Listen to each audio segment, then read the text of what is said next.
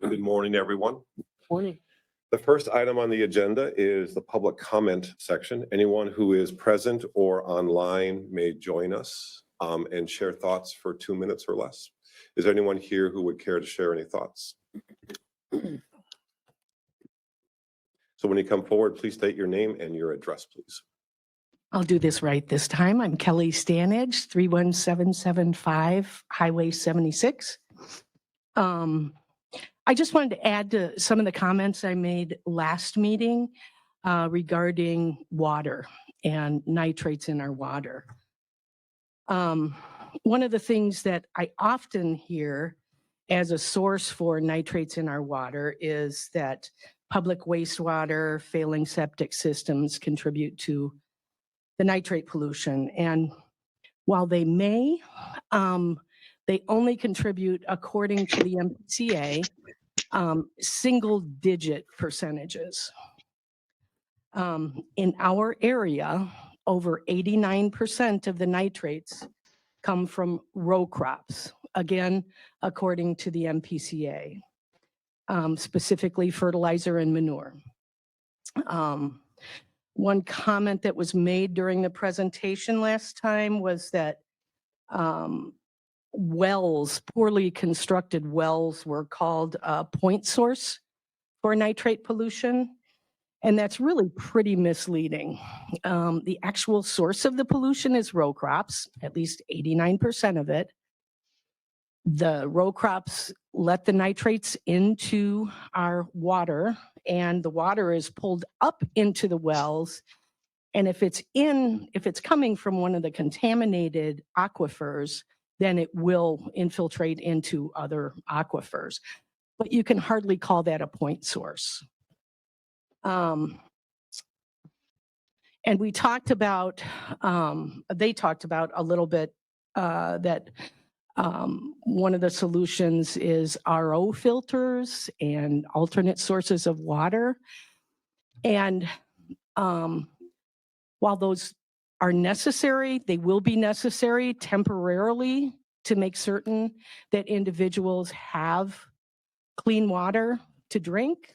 Okay. They're only temporary. And I think Ross mentioned that because of the source of the pollution is agriculture, that it makes this problem difficult. And you folks on the board are very experienced with dealing with difficult problems. So I wish you well in helping us deal with this one. Thank you, Kelly. Thank you.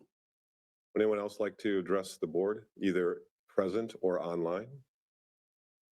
I'll ask 2 more times. Would anyone else like to address the county board, either in person or online? And Chastity, I'm sorry last time that we had that technology glitch at first. One last time, is anybody else wanting to address the county board, either in person or online? With that, I will close the public comment section. The next item on the agenda is to approve the county board minutes from March 26th. Also move. Second. Motion by Commissioner Meyer, seconded by Commissioner Olson. Any other discussion? All in favor say aye. Aye. Any opposed? Motion approved. Next item, acknowledgement receipt of approved committee minutes, the Board of Adjustment from November 16th.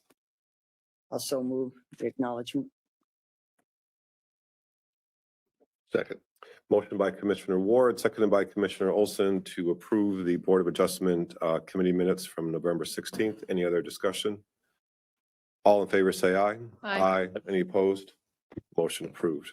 Consent comments and approval of the agenda. Commissioner Elsing? I'd like to just leave it open for a comment potentially at the end. Pull 6.3 and pull 6.12. And I'm sorry, 6 what? 12.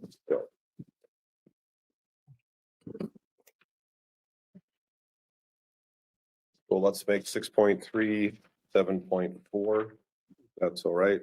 And let's make 6.12 7.5. 6.3, right? Since 6. Correct. Right. Anything else? No. Commissioner Ward? I would like to have a comment at 6.8 about the corrections comp plan. And then that would take care of it. Thank you. Okay. Anything else? No, Commissioner Olson, Nothing for me. Commissioner Meyer, Did Commissioner Ward actually pull 6.8 or not? just a, well, do you have some, we can pull it. You wanna Yeah, pull it? then I'll pull it if that's okay. Okay, And then since we have folks here, can we move it earlier? so let's make it 7.15. Is that okay? And thank you. And I do support it. It's, I actually want to know more. Okay, and I have one report to give and 2 announcements. Right. Ms. Sonneman, Nothing for me. Ms. Holton? No, sir. Okay. Then we need a motion for the consent items, correct? Yep, so moved. I'll second. Motion by Commissioner Elting, seconded by Commissioner Meyer. Ms. Holte, can you read the items into the agenda, into the record? 6.1, approve recommendation to appoint Planning and Environmental Services Director.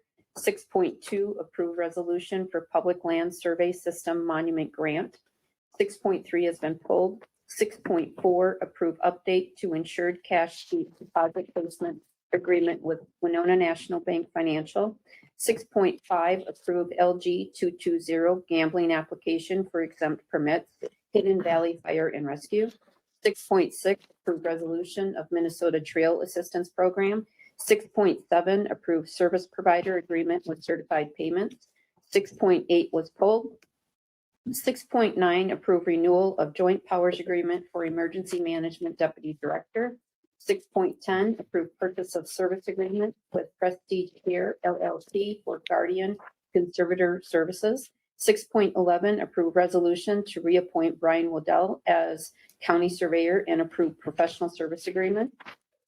6.12 was pulled. 6.13, approves bid for 2 dump box snowplow packages to Universal Truck Equipment Incorporated. 6.14, approved 2024 solid waste hauler license application. And 6.15, confirm payment of disbursements. Okay, so we have a motion and a second. Any other discussion? All those in favor say aye. Aye. Aye. Aye. Opposed? wait, I'm sorry. Did we have a motion? We need a motion I to moved to, approve. yeah, you're gonna do it. Yeah, Yeah, we'll move to approve There the you go. consent. Okay, I'm sorry. No, that was what Josh's motion was. Yep. I moved. Oh, you did? Yeah. Okay, I will earlier. move to accept the agenda as it was amended. Yes. So that's what I skipped was the agenda. That, Correct. That's okay. So I'll back up and make it cleaner. So there was a motion by Commissioner Elsin and seconded by Commissioner Meyer that we should have approved the agenda first, right? As Let- amended. As amended. As amended. So let's vote on that first. All in favor, say aye. Aye. Opposed?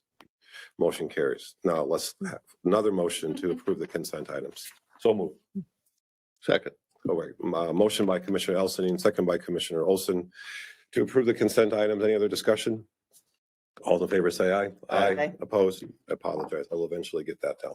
That's okay. it's the most confusing part. That is, it's different than before. Thank you. Thank you. So that takes us on to 7.1, appoint Board of Adjustment liaison to the Planning Commission. I will move to go ahead and reappoint Jordan Potter. He has been in that role for several years, He's done a great job. I'll second that. Motion by Commissioner Meyer, seconded by Commissioner Elsin to appoint Mr. Potter. Any other discussion? All in favor, say aye. Aye. Opposed? Motion carries 5-0. That then takes us to what had been formerly 6.8, appoint Department of Correction Comprehensive Plan on page 71. Commissioner Ward, you want to start off and then Commissioner Meyer? Please, and I do see staff is here. I will go along with approving the comprehensive plan, but there's a lot in there. And to understand, and when I go to other AMC statewide meetings, what's the term? The system that we have for probation and everything is discussed. And we recently got more money through formulas, but I don't understand it. And everybody does things a little bit different. And some counties are really into it and they track it and they follow it and they know what's going on. In Winona County, we're using the state and I have no idea what's going on. And you do use the CJCC as an advisory, but not all of us sit in on the CJCC, and we can't possibly read all those meeting minutes and figure out the moving pieces. So at some point in time, I would like more of a work session to explain the system, explain what our responsibilities are, what we have control over, what we don't have control over, and also how much money are we spending on it, and what else did we get in for new monies. How much money are we spending to understand what we're spending money on? Well, yeah, true. Thank you, Commissioner Meyer. Trust but verify. If that was a motion to have a presentation at committee of Yeah, the board, Yes, I'll second that. There are three methods of delivering corrections. Right. Community corrections, which is where the county does it 100%, mhm, a hybrid, and then what Winona County does. And there has been discussion both at Health and Human Services, most recently about how it is Winona got there. I also agree, there's a lot of super information, even just the statistics in terms of the supervised population is more than I've seen in the 6 years that I've been a commissioner. So that was excellent. If we were able to have a presentation, I'm interested in knowing more about some of the recommendations that were in the appendix. And then if we have any statistics about the number of our, the people that we supervise who use the various diversion programs, that would be fabulous to have information about. I also just wanted to learn more about the either use sort of different evidence-based treatments to kind of have a better overview of what some of those are. And then, I mean, the last question is really, what can the county board do? Because there are recommendations back there, and some of them aren't to us, some of them are probably to the state, but some of them might be to us. And I know they just kind of reiterate things that the sequential intercept mapping talked about, that we don't have overnight treatment, that sort of thing. But to highlight the critical ones that would have the most benefit would be helpful to me. Otherwise, I thank you. I really appreciated having the report. so I'll move to approve the Department of Corrections comprehensive plan. I'll second it. So if I understand correctly, there's a motion by Commissioner Ward, seconded by Commissioner Meyer, and also as a part of that discussion, there is a request that we won't discuss now, but just to put it on a future Yeah. committee of the board work session. And maybe if the commissioners, all of us, if we have other questions, would like to include that, that's a great idea. Any other discussion? I just want to Ms. Sonman? mention that Renee Patterson, who's sitting over there, who is the supervisor of many counties in southeastern Minnesota for the Department of Protection.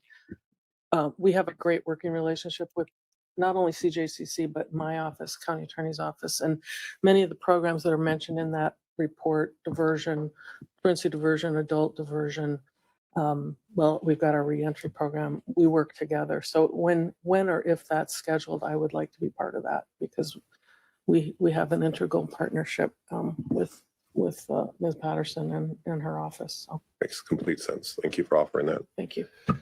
Any other discussion? All those in favor say aye. Aye. Opposed? Motion carries 5-0. Right. That then takes us back to what was originally 7.2, discuss, provide direction regarding establishing formal EPA inspection process protocols for feedlots. Mr. Cran, thank you for compiling all that information. That was Welcome. both useful and readable. Would you like me to summarize? Please, maybe. Okay. That'd be good. Yeah, So just as a brief background of what precipitated this, the EPA in October of last year notified our feedlot director that they were going to perform a feedlot inspection in Winona County. They provided no information about when or where that would occur, and right up to the point that the feedlot inspector was following the EPA inspector in her car after meeting at a gas station, still did not know where it was going to occur. And that seems to be unprecedented. Nobody here ever remembers of the EPA coming in and doing a feedlot inspection. The inspector who did it was based in Chicago, so they must have, really made an effort to do it. And part of the concern was that one, it was sort of clear that the EPA didn't consider the county a partner in this, withholding information, made the county submit a Freedom of Information request to get the inspection report. When under the Freedom of Information request, they used the maximum number of days they could to respond. So it was unclear to employees and to producers what the role of was in what the county's role of was in that.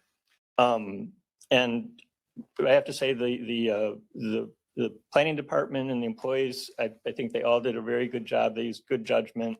They didn't obstruct the inspection, but also tried to look out for the producers and address issues as they came up. So the board asked for a protocol, and that's what we have here. I have put in a few very brief answers to questions, just to some things that came up during the process. And the first one, does the EPA have the authority to do unannounced feedlot inspections? The answer is yes, unequivocally. They don't need to notify us. They don't need to notify the state. Their policy is to a 7-day advance notice to the state, maybe. And on top of that, the rules in the feedlot inspection program require, when we or the county issue a permit, it has to say that the EPA is allowed to come and inspect. So, and we've also signed agreements that say that. So it's sort of a non-starter in terms of they can't do it. They pretty much could go anywhere they want where they suspect a point source is located. As far as the right the producers have, again, they have agreed to let the EPA come and inspect through the permit. They're not entitled to, no advance notice or anything like that. They do have a constitutional right against unreasonable searches, and that's been acknowledged by the EPA. But all that really accomplishes is the EPA inspector would go back and get a warrant and then come back. So it wouldn't really get them out of the inspection. It would just agitate the inspector probably. And then as far as what the county can and cannot do, again, the state and the county have very little leverage and no legally defined role in this process. So can't really have to fully cooperate, not obstruct. And that's basically legally all you have. So the first recommendation was to clarify the role of county employees in the EPA inspection. So this is important to clarify both for the employees and for the producers, because misunderstandings about the county's role creates mistrust among the producers, which makes it harder for the county to work with them to get compliance on their feedlots.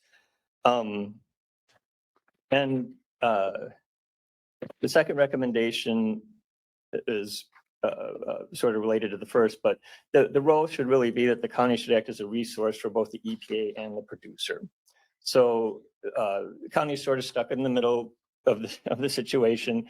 It's important that everybody understands, the producers understand, the employees understand, the EPA understands what the county's role is, and the county's role should be basically neutral.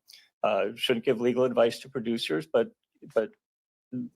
the types of information they help producers with, they could still provide that information.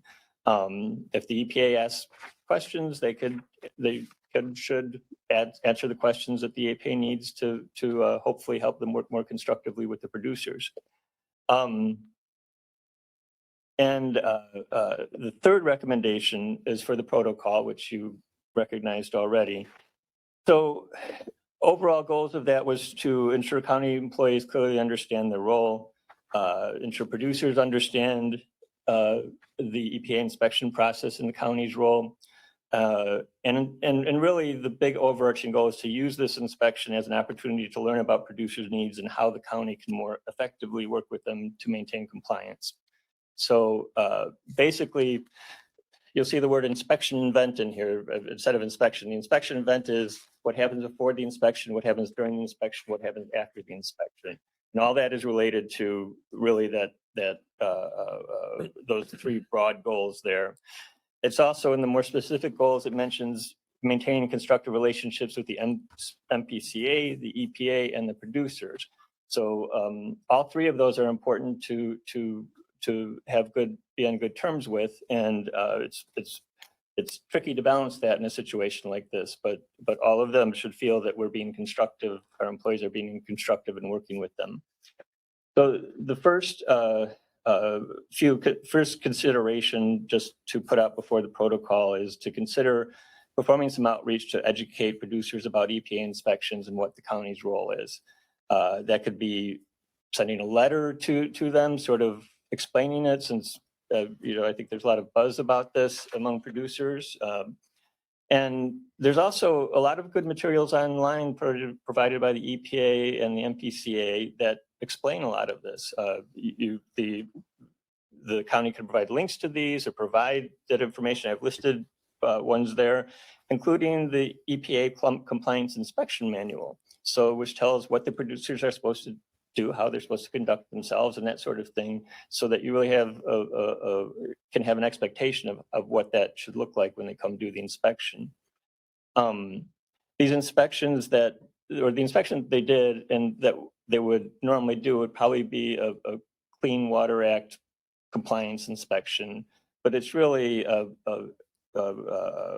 NP and Discharge. NPDES, yeah. Yeah. It's really basically an NPDES inspection, and there's information online too, what protocol they're supposed to follow for those. I also think that it would be a good idea to proactively reach out to the MPCA to discuss what their expectations are for the county if they were to receive notice again of this happening. We would probably receive notice through the MPCA, but I think it would be good for to sit down with them and make sure that we're supporting their efforts. So breaking this down into the specific protocol, starts with before the inspection, on the day of the inspection, after the inspection. So before the inspection is really focused on making sure that as much information about the inspection that can be collected is collected, and that it's documented and that it's all in one place. So that will come by a call, and it just has information that the employee should ask about. Including whether it's a joint inspection or whether the county is just an observer. And then 3 days before the inspection, probably, or the day before the inspection, maybe reach out to the MPC again and see if anything has changed or they have any updates.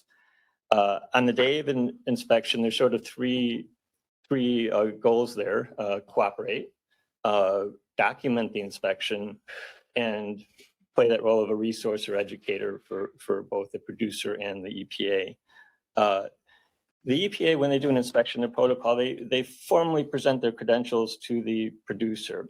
And I think our employees should do the same thing because it gives them a direct opportunity to interact with the producer, to provide the producer with information about the inspection, about the county's role in it, and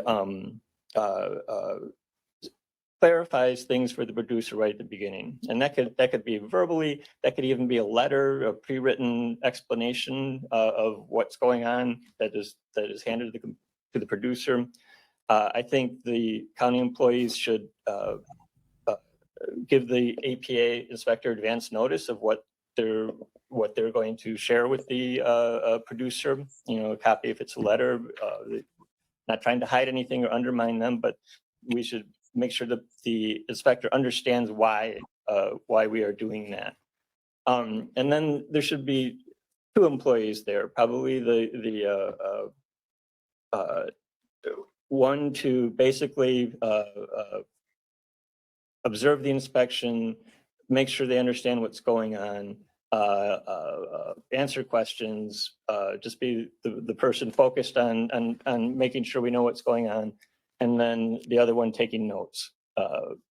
And then if the EPA inspector has a question, if the producer has a question, basically anything helpful short of giving legal advice would be good to do during the inspection.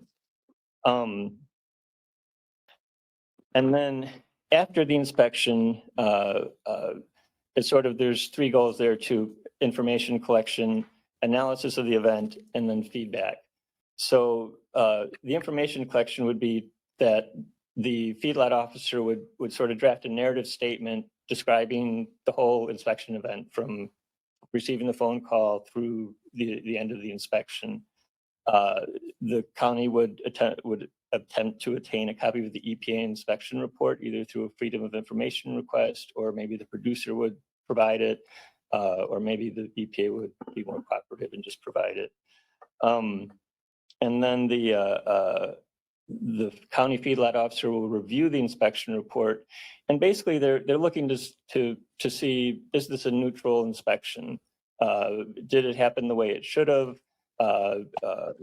Is there anything there that was not typical, or maybe anything from, you know, what the procedures used to the demeanor of the EPA inspector? Just a narrative of that. They will then take that narrative to their supervisor and other relevant employees to determine whether any changes in procedure are needed to meet those three goals of ensuring everybody understands the county's role, and if there's ways that the county could more effectively work with producers to maintain compliance. And then the other is to follow up. So they should reach out to the producer after the inspection, probably on the phone or personally, and then to get their feedback or their concerns. Document that in a letter as well that follows up. Do the same with the EPA inspector, and do the same with the MPCA.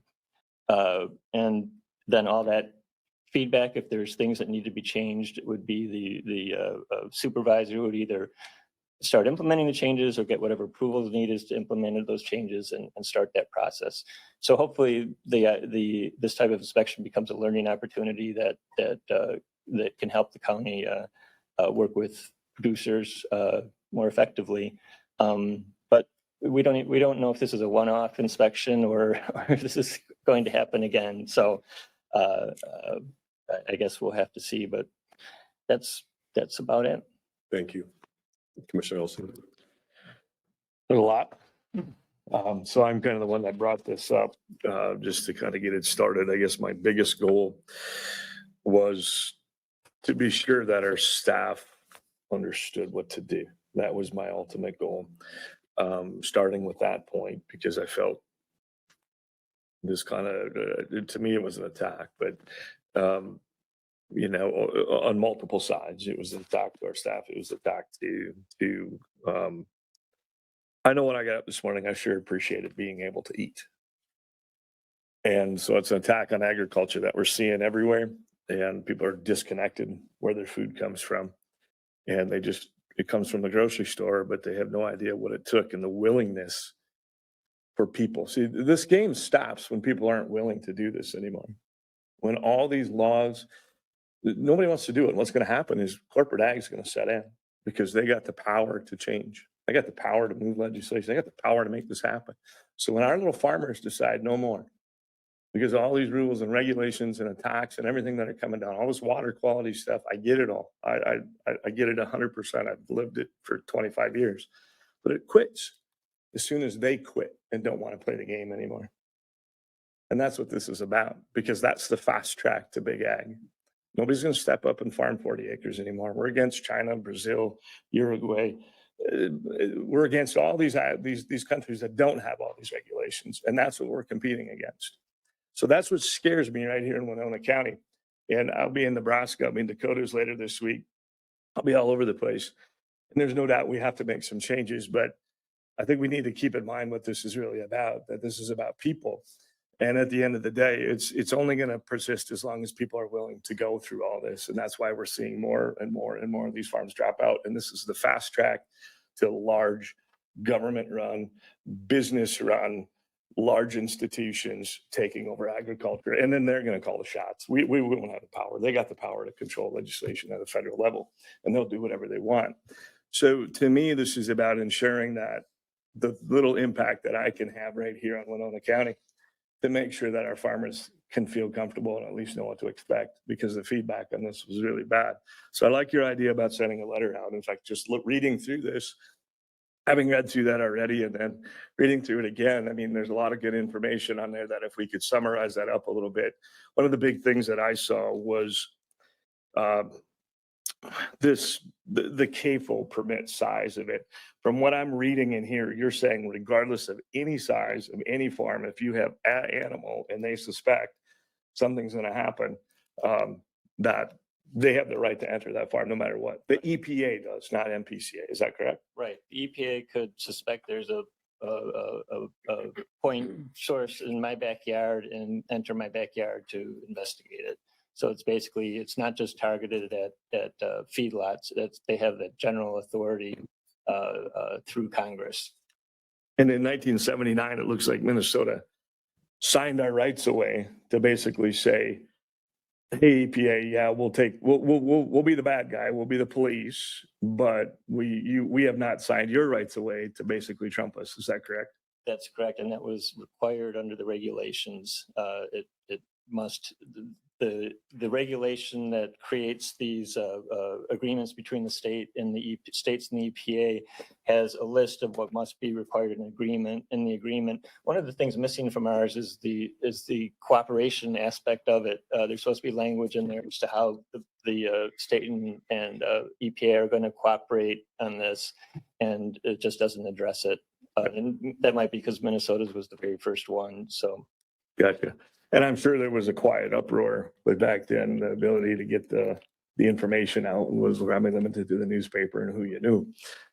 Because I would have to imagine there should have been some sort of a little bit of an uproar to give it to a federal level like that and basically disallow any state control or local control. Which again, if this thing goes down the route of big ag, the people that are involved in big ag have the power to influence our federal level very, very quickly. So this is the fast track to losing control in my mind as we set out on these regulations, because a bushel of corn, a bushel of beans, a bushel of wheat, 100 weight of milk, guys, I don't care if it's coming out of Canada or another country, this is no longer a local economy. This is a global economy. And the more we keep pushing on these and the less people that are willing to do it, this is the fast track to big ag. So the second question I have is, I guess my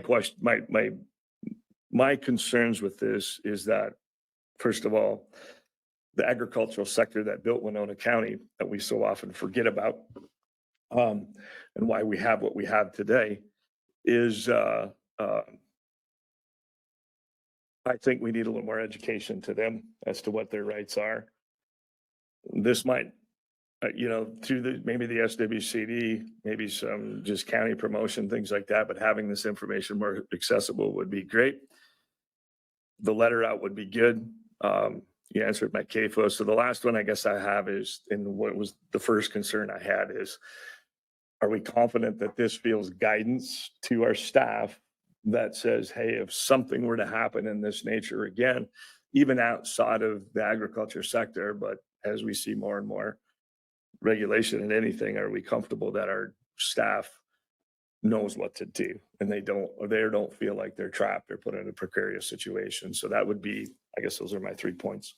Is that a question to Mr. Kranz or to the staff? It's generalized, So I worked with the Planning and Environmental Services, particularly the feedlot officer, in developing this. She had and they had input on drafts of it, and except for a few last and tweaks, read and approved the language here and believed it would be helpful. Yep. You finished, Commissioner Olson? I believe so. Commissioner Ward? Well, thanks for the work. Yeah, It was thank more you. than I That's really- anticipated. yeah, I really like, is, yeah. I like short lists, not long lists. One of the things going back, and I wasn't part of this inspection process and got information secondhand, is I thought they came the EPA and MPCA came looking at wanting to go to one particular farm. And then for some reason, I'm thinking nobody was there, and then they chose another one. So how would we get them notice? If they just at their whim, oh, nobody's here today, so we'll go to the next one. So the idea of letting somebody know they're coming is problematic, I think. I don't know if we can correct that. No, I don't have that in there that we let them know they're coming. Yeah. Well- We wouldn't have the ability to do that. Well, somebody should have the ability, because you also highlight in here the constitutional right for free and unreasonable searches. I mean, of course, that's a vague term, unreasonable. My definition of unreasonable is different than the next person. But there again, unreasonable searches just to show up out of the blue, I think, I mean, again, so that producer could even have their legal counsel there and say, hey, wait a minute, you guys, you need to provide a reason and such. And then after all this happens and stuff, have we received, and did the producer receive any follow-up reports? I don't know. I'm asking, I mean, was there something? And I don't think Carly's here. What was the follow-up? I guess, we're relying on a certain degree of follow-up, why and what and circumstances. So, the follow-up is the EPA did send a report to the producer. Okay. And then I had to request it through a Freedom of Information request. Seriously. Yeah. We and skipped all the way to the end to get the information. it went over their legally allowed time. So who holds them accountable? Weird. Yeah. Is that, Well, I mean, is it's- that normal protocol? That seems crazy. To me, it is too.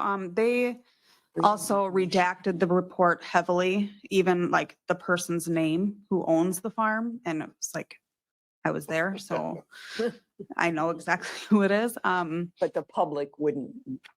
So the public, they would have to do go through the same process that I did. The But- commission award was saying, so the public wouldn't know, right? Right. So the public couldn't, So maybe there was an attempt to protect their privacy, but possibly, go on, but though. Yeah. again, we're the intermediary working directly with the producer. According to this, we don't have any power. Yeah, we're not. We don't, and it is a hard pill to swallow for some of that, but it's, again, our role, or I would like my role to be a resource for both sides. I did have a conference just a little bit ago where the MPCA did announce that these will continue, and the EPA is going to be coming back.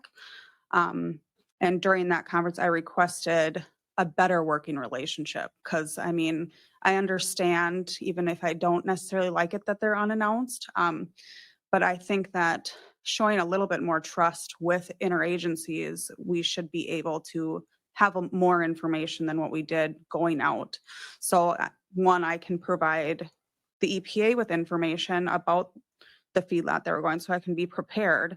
And two, that I can provide that information to the producer as well, because I am there as a neutral party trying to be a helpful resource for both sides.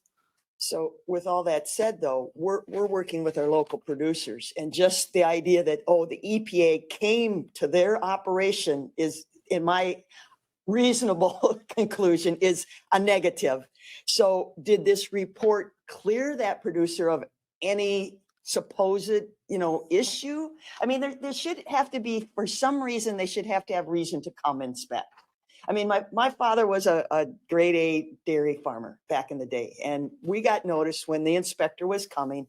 And yes, a couple of days ahead of time, and then you went around and swept down the cobwebs and picked up anything that was, you did tie and eaten it. But it was a very short turnaround time, and you knew what was expected of you. And then you got a report, and that was accessible. So, but now this producer has been, in my terms, targeted. Are they cleared of any issues or wrongdoing or suspicion? Because we were asked to leave, and in the manner we were asked to leave, and they didn't get a chance to finish the inspection, I do not know if they will come back or not. From everything that I have seen, and I have been on this site previously, I think that they are a clean site and they are well organized and put together, and I don't see there being a pollution hazard coming from the site. Maybe you're unreasonable. Maybe I'm unreasonable.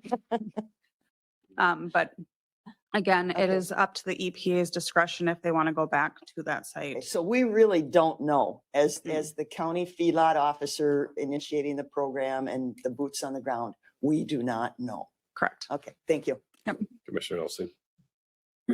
Well, You have a question for Um, Mr. I think you're, I do have a simple question. Does this help a little bit?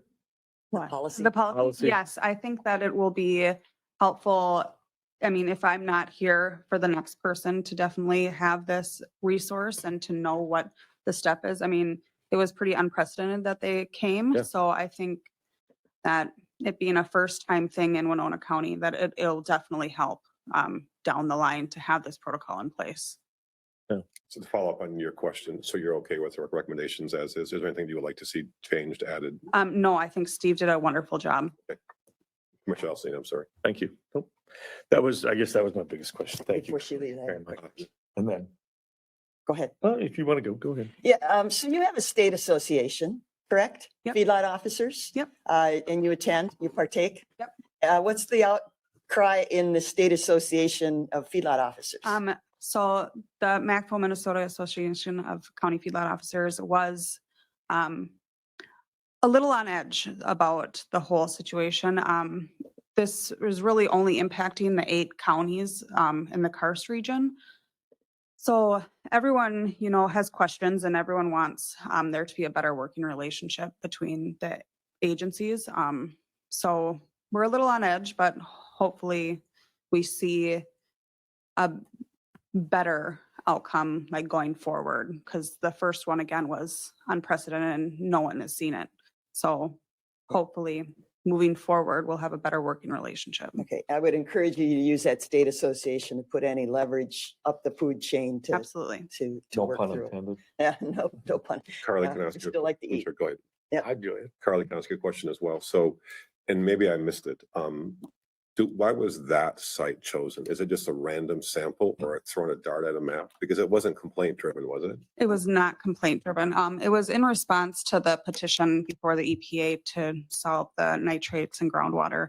So it's a Um, random sample. So random they inspection. had, Weaponizing. they randomly picked 3 sites that could possibly happen. The first site, no one was there that could answer our questions.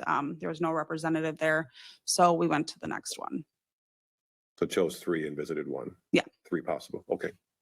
Any other questions for Carly? Thank you for what you're doing. You said. Commander Elsing.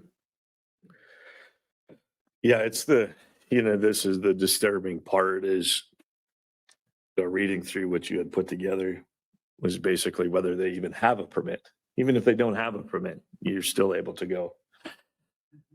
And it disgusts me to look at that and say, how do you fight something that basically you're guilty until proven innocent? I didn't even sign up for this, but because I exist, you have the right to come on my land and do what you want. If that isn't as far from unconstitutional as I can come up with, I mean, guilty until proven innocent are Miranda rights, everything else, but because you might farm and produce food that we all enjoy every day, 3 times a day, some of us probably 5, it's I don't know any other word but other than disgusting. So I think we forgot what our role is as government. We're here, we're funded by the people, for the people, and we need to help. And to me, that was just the instigation behind it is just a clear neglect for appreciation for what people enjoy every day. So that's just my Any other comment. comments, questions? Does this require a motion? It was discussed, provide direction regarding establishing formal. So this is not the protocol, but the protocol would be written from this? No, this is the part 4 is the draft protocol. I'll go ahead and move to approve. Second. Motion by Commissioner Meyer, second by Commissioner Olson. Further discussion, Commissioner Ward. One of the issues that was brought up initially is not just the feedlot program and everything. So do we have a protocol for like social workers, somebody coming in and saying you're a child, one of our clients is a child abuser. Is there a protocol in place for that? I mean, we were talking in at one point, very broad protocols for all our employees. As a whole, As a correct. whole. So do we have, I mean, can somebody just come in, accuse somebody of being a child molester and then an inspection happens with unreasonable searches? I don't know. I'm asking. But no, it's not something that I've researched as to what the standard is for them to be able to I do mean, that. this, I'm confident there are processes. okay. I don't have that in front of me. Okay, I mean, it's just something that we should at some point maybe clarify again. When we talked about the Navigator program last week with the city of sending a young, presumably an inexperienced younger employee into a situation that we don't know if is dangerous or not. Again, are there protocols for situations like that? I mean, our world is much scarier than it used to be. So just a comment on all the things that we do where we're going on people's property and into people's homes. Just a quick clarification. Commissioner Elsie. So this is a motion to accept as written, correct? Okay, Does that clarify? yes. So if that is a motion, on page, I think it's 170. Only I guess a request I would make is on page 170, there's a list of like letters L through U. And it says all feedback, I'm gonna go down to letter U. All feedback and recommendations will be documented in writing and a copy will be placed in the file, created an inspection. So again, thank you to Mr. Kranz, thank you to Carly for creating this. I'm comfortable with everything. Should we also add to this something about the county board will also be given a copy of the summary, et cetera? If this is a one, Public? It's available on request. Redacted public. I don't believe everything would be public, but I need to defer to Mr. Kranz. Yeah, they don't have to announce to the public that the inspection took place or is going to take place. And they will produce the report, as we saw, through the Freedom of Information request, but it will be redacted, the personal information, at least who the producer is. my question was, I guess, does this board or would it benefit future county boards to see a copy of the inspection report? I'm sorry, of what the feedlot officer has compiled. I'm fine either way. I just wanted to throw it out there. But it would come to us with the same redacted information, correct? Well, I think we're talking about two different. Yeah, what the feedlot officer will So- compile. Yeah, the inspection report would be redacted, and I think we're talking about the recommendation here that all the recommendations that result from that inspection event be written up so that the county documents how it might change things or improve things or handle things differently. And I guess, yeah, to clarify, I guess rather than having the county get everything, maybe just have the feedlot officer give the county board a summary of what happened. But the idea for this board and future boards, but if that's information overkill or redundant, we don't need to. Is it information we can just request anyway? I would suggest that just upon request that it Okay. would be supplied as appropriate. I just know that during the time that I've been commissioner, there have been complaints where the feedlot officer and in one case, law enforcement, and there have been actions on the part of the county attorney's office. Yep. When that's happening, that is not public. Okay, I wanted to ask the board, did the board want to have a summary of but if people can do that individually, that's fine then. Again, thank you to Carly, thank you to Mr. Kranz. First time, we think in 50 years this has been done, so it's important probably not to have an institutional overcompensation for this, but I think everything that Commissioner Elsing asked for was a great idea. I think this helps clarify that. It helps provide guidance to hopefully the current feedlot officer and future feedlot officers. It does seem strange that it took a Freedom of Information Act request. Why, in terms of, they invited the county to come along as either professional courtesy or interagency courtesy, but then why not provide the county with the report? That seems. Mr. Chair, I believe that gets into the age of the classification of the data once it's in our possession. Okay. And I would, Because while they were the obtainer of the data, they compile the report, who they give it to, they need to comply with the law on what's Okay, public and yeah. what's In not. terms of And then once it's given to us, becomes public. that classification of the data.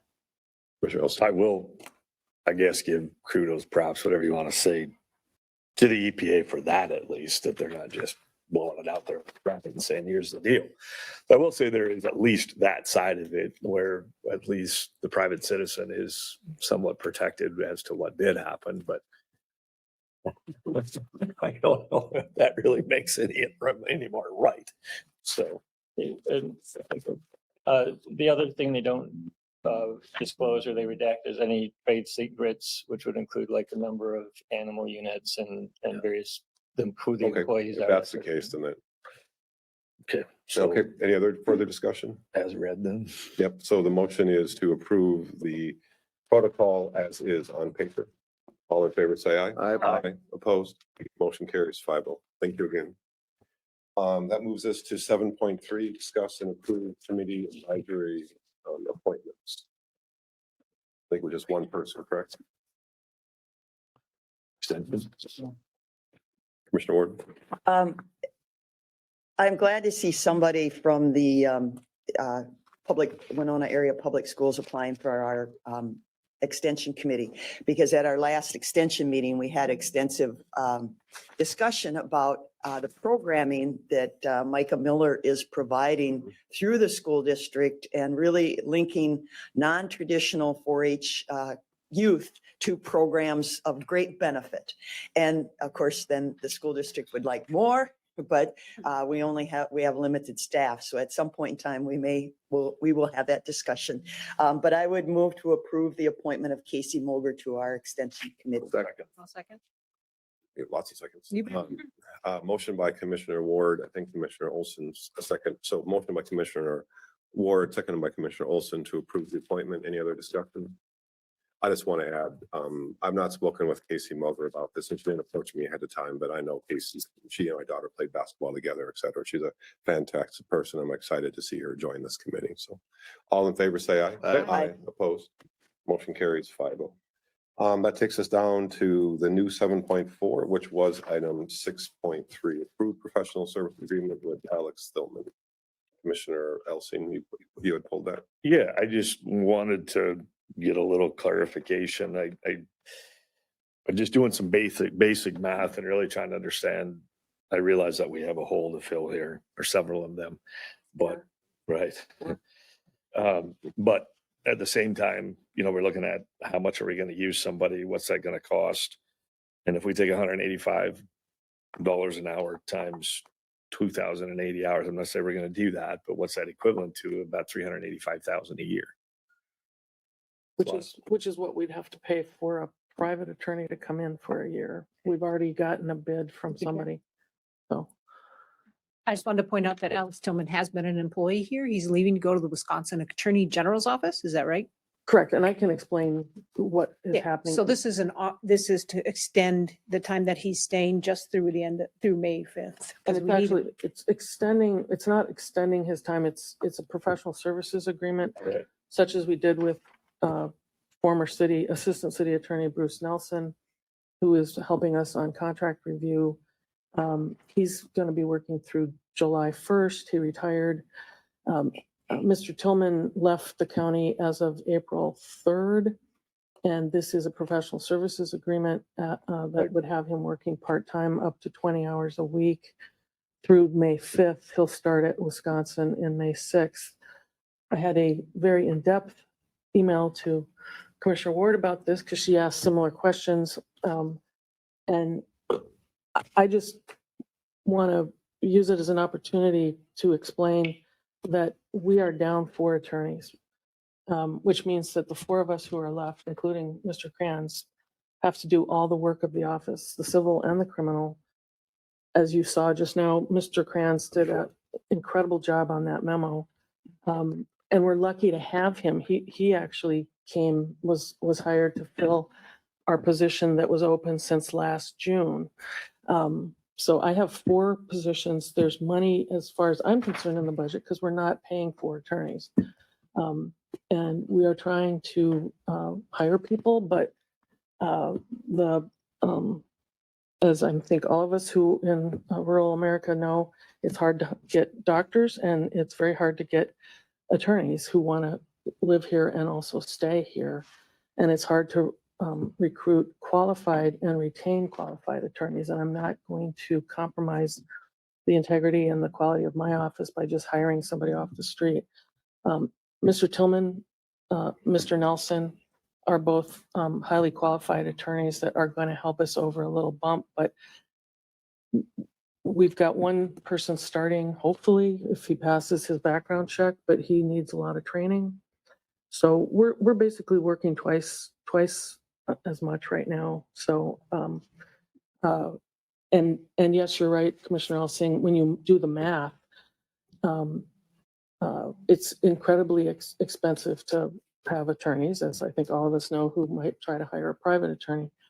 But the public defender's office raises just exacerbated that problem. I pointed that out in my budget request last September. And we are seeing the fruits of that now. And it's not just in Winona, it's across the state. Even some county attorneys in smaller counties are leaving their elected position to become public defenders. So again, law is expensive. We're paying a lot of money for one tax case. So Made it expensive if as a we can- society. if we can get some good people, this is, as I said to Commissioner Ward in my email to her, this is putting a Band-Aid on a gushing wound. So it's tough and it's not sustainable. So I'll end it there before I get to lose my diplomatic. To work up. Yeah. Commissioner Elson, I think you still might have the floor. Are you okay for now? Yeah, this wasn't a question of whether Mr. Tillman was going to do good at his job or anything. My biggest thing is this the right procedure? Is it just a Band-Aid? What are we doing on the backside? Who do we have coming on? And then also in my head, and I have to apologize for this, I'm still operating in 2023. So when I read 24, I was thinking it was a year out. Okay. And Mhm. that's It's on for me. it's for 4 weeks. Correct. And so I looked at that and said, okay, 20 hours, this is the equivalent to this type of wage. Yeah. And so that's my fault. But at the same time, what are we doing moving forward? And are we going to get to the May 5th deadline and say, well, we got to do this again and then do it again and do it again, whatever it might be. And I can't speculate as to what's going to happen, but what are we doing? Well, moving if forward? the board would raise the salaries, and I'm in discussions with the administration. And I realize it's difficult to do that. We don't, there's not money out there, but this, the problem again is that we are seeing this and it's not in just our county. The County Attorneys Association has a list now of attorneys who are available to do contract work because there are so many openings in particularly greater Minnesota county attorney offices. So I am actually going to come before the board again and ask that you allow me to hire on a contract basis 2 additional people as Band-Aids until we can recruit people. And we're not getting the same number of people. When I started 14 years ago, we'd get like 25 people to apply. Now it's 5, 10, and maybe 3 of those people are even qualified. So it's tough out there. Commissioner Ward and then Commissioner Elson. Okay, with all that said and done, but are we setting a precedent? And in your email, you outlined a number of different people that you're looking at doing something similar with. Are we setting the standard that any of these contracts will be at $185 an hour? Is that the bar? But again, Mr. Tillman he's been here a few years, but again,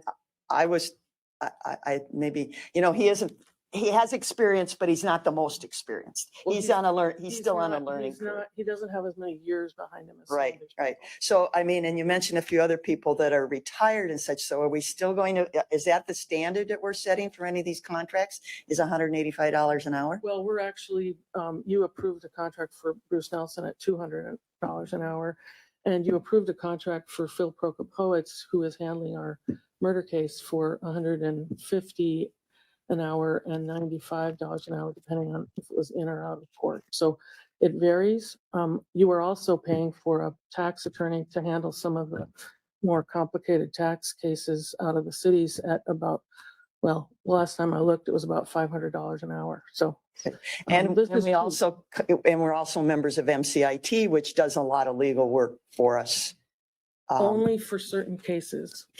Right. Okay, and we've, our society has complicated the whole law system. Everything goes to attorneys, unfortunately.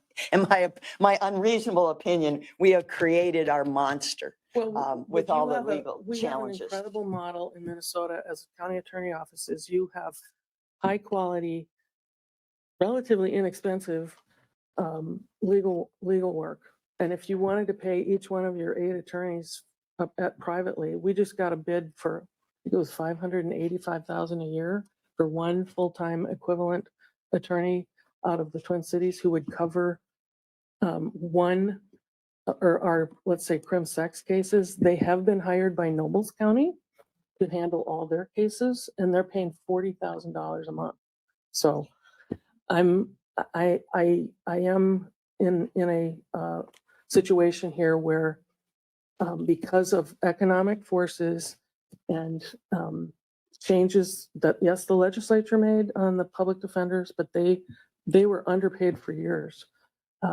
And so it's really a reckoning of, when I hope when the administration runs the new numbers on a Hayes study or whatever's done, that you'll see that the wages for attorneys and our support staff, my legal assistants compared to what public defender legal assistants are getting is much less. So it's the reality, Commissioner Ward. Yeah, and the reality is too, by statute, county attorneys are, we, At as least a, $5,000. no, Yeah. as statute, you do the criminal, the civil can be That can be contracted out.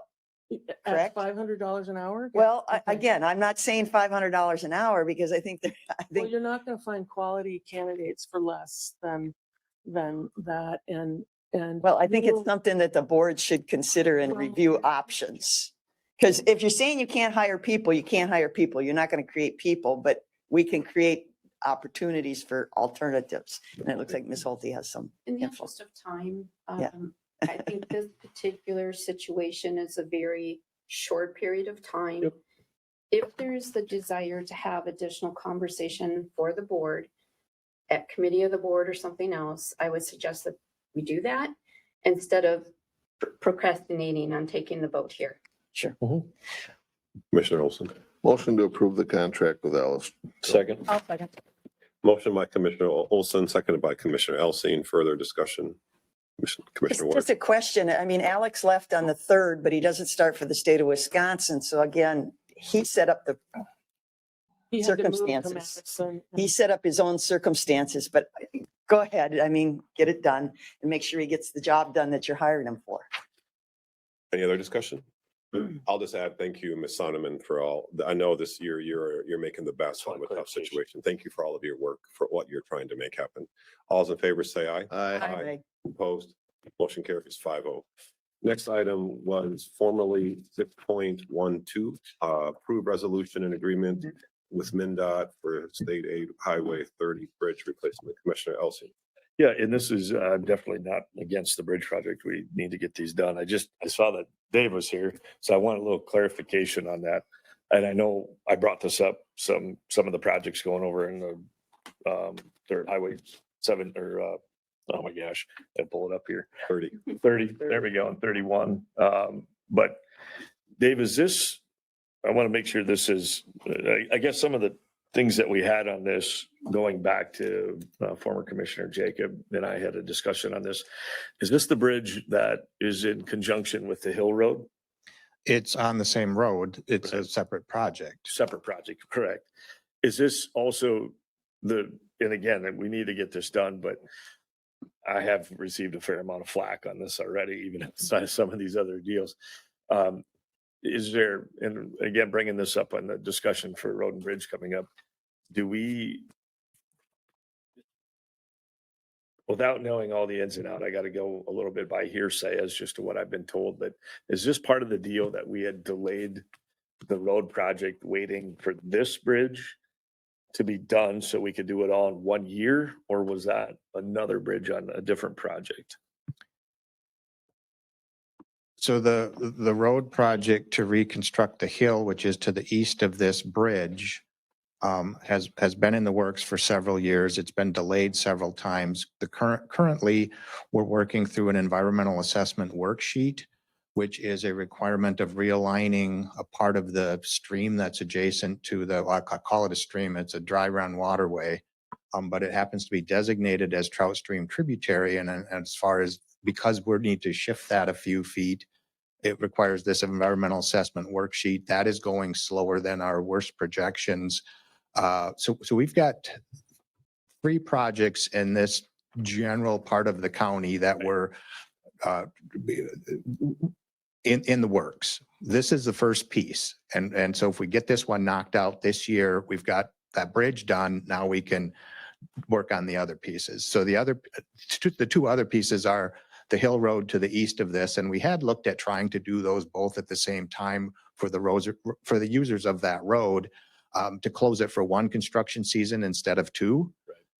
We looked at the practicalities of that for our bridge contractor to be able to get to both sides of the bridge while this hill road is closed, and the contractor that's working on the hill road needing to get materials, and he can only have access to one side of his project, that it just created too many complexities. So we separated them in time to get the bridge and the hill road done separately.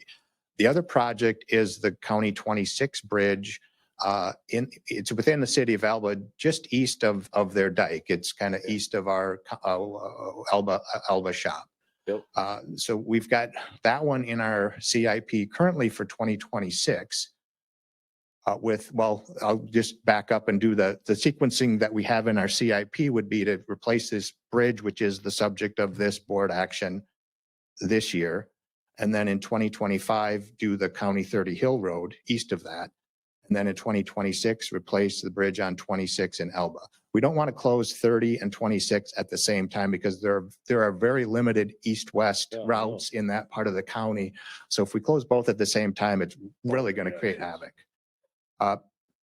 So with the 30 Hill Road being potentially not able to take place next year and needing to slide that off to 26, we've got a consultant working on the design of the County 26 bridge, and we told them, let's pick up the pace and try to see if we can get that one ready for 2025. So that's our goal, is to move that one up to 2025 at this point. And actually met with the City of Alba City Council yesterday evening to kind of talk about that project. We've got the preliminary hydraulics done and a concept of what the bridge would be, and they were favorable about that. So we're going to move ahead with that. But so I guess it's kind of maybe a little more detail than what you were looking for. Maybe it's what you were looking for, but that's kind of what we have going on. So is there I guess the feedback that I'm getting, and Dave, again, I'm just reiterating what I'm hearing from a multitude of different conversations, is that, the reason why we pushed it off in 22 was to try to match it up with the bridge. And then we turn around and say, well, that's not feasible to do with the bridge because of the access. And now we're kicking it 2 more. That's a horrible road. I mean, it's shot. I had a good buddy actually die on that road years ago. It just needs to be done. Is it realistic? The question that I had is if and again, this is, we can talk about this in road and bridge, but the question that I have is, unlike living in town, guys, we don't just drive a few blocks. This is miles. This is going to be 5-10 miles every day trying to get to a feedlot, trying to commuters leaving to go to Plainview, whatever it is.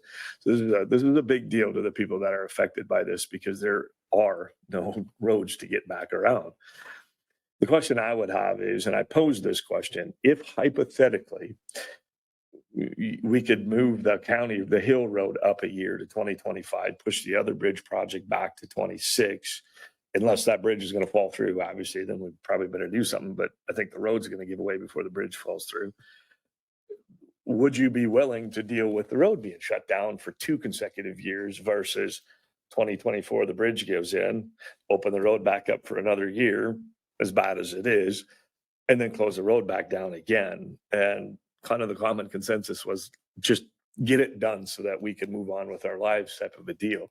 Is there any way, and this is just what I'm going to report back, is there any way to flap those projects around do the bridge, do the hill, and then do the Elba Bridge in 26 to accelerate that up. And I realize that could be a funding deal. It could be a contractor deal. Those are all things that I brought up and said, I do not have the answers, but I'm going to try to get them for you. The consensus I had is get it done because this has been going on since I think 2017, 18, 19, somewhere in there. And we've kicked the can down the road. So what's your thoughts on that? I would recommend proceeding with this bridge project to get that piece out of the way to facilitate everything else. The 2024 one. The one that's in front of you now. Oh, 100%. Yeah, we need to do, I just pulled it for this other discussion. Yeah, 100% need to get this done. The question I have is the 2025 bridge in Elba and the Hill Road in 2026.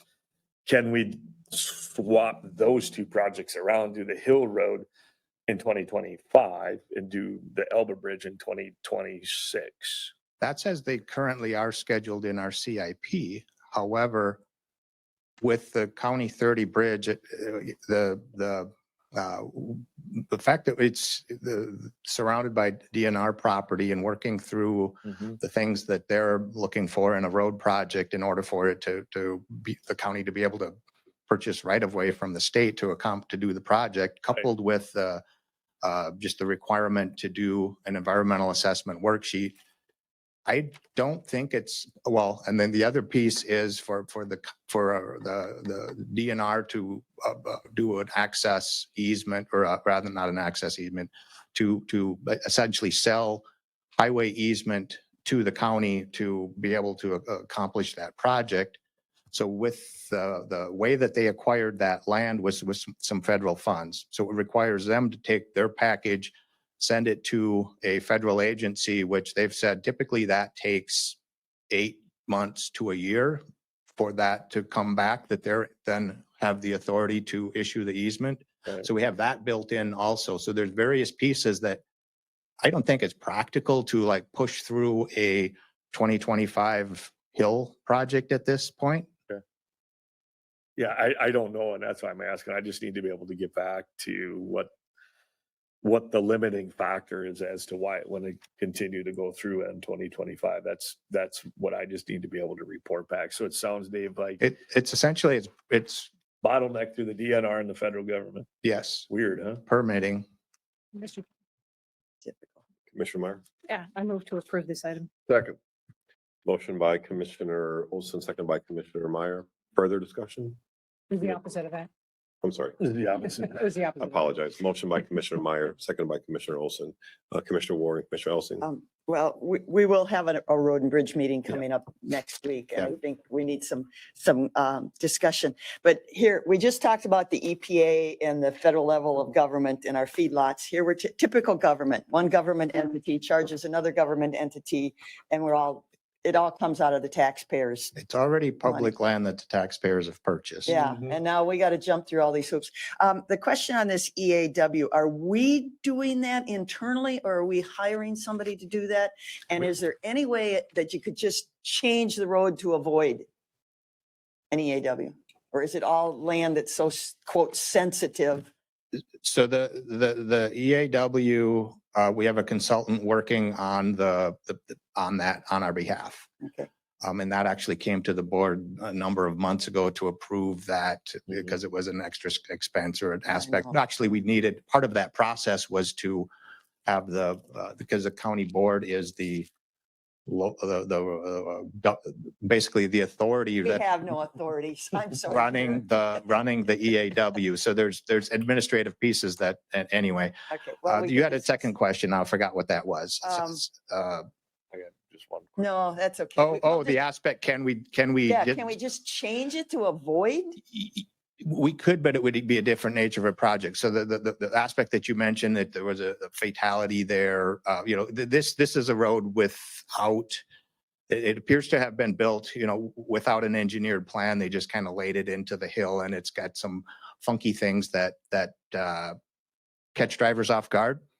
So if we were to just change this project to remove the pavement and put some new pavement on, we could do that within the existing right of way without needing to get the DNR's permission or touching this dry run trout stream tributary. So that we could do that project, yes, to do the to give this road 30-some mile an hour modern design that doesn't completely catch drivers off guard and have funky things that it does, no, we can't. We can't.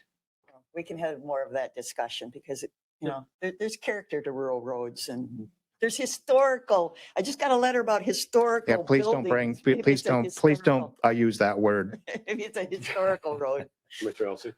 I just, thank you. I pulled it just specific to have the conversation so the rest of the board can understand the complexity and what we deal with on a daily basis to get around, to make it happen in our worlds. So, thank you. Right, motion second. All those in favor say aye. Aye. Opposed? Motion passes 5-0. Thank you, thank you, Commissioner. Thank you, Mr. Kramer. So that, I believe, concludes the agenda. Now we get to comments. Is that correct? Commissioner Elsing, you had a comment? Oh, yeah, I just wanted to apologize for being ill here. It was fast and vigorous at the last meeting. That Tuesday morning, I woke up and I went down hard for about 2.5 days. So normally I even wanted to try the Zoom meeting, but I didn't have a voice by Tuesday evening. So I just wanted to say that. And I think actually I knew this was coming up with the feedlot situation, and I basically said the comments I needed to say about appreciating and understanding that this is a game of willingness to play. And if we create a game in a global market, our foreign entities are going to win in our food supply. We need to be conscious about how we look at the American farmer and how we look at small business and understand what drives a very strong economic sector for our industry. And also to say that I wished I could talk a little bit more about carbon complexity and nitrogen sequestering and that manure is not the bad culprit that people think it is. That's it. All right, Commissioner Meyer, I think you had some comments, didn't you? Yep, I do. Yeah, so a report and two announcements. I went to the legislature last week. The Clean Water Council controls the funds that come from the legacy money. And they have, their recommendation is for 25.4 million to focus on nitrates in Southeast Minnesota. I spoke to that committee last Tuesday, and it was only on the section that relates to the 2.79 million to support the public health response for the private wells in the 8 counties down here. And I shared information that we got at our informational session with Mr. Dunsmore at our last board meeting. I have been asked by Matt Massman as well as Commissioner Ward. There was an email that came out last night from their new administrative person from MICA.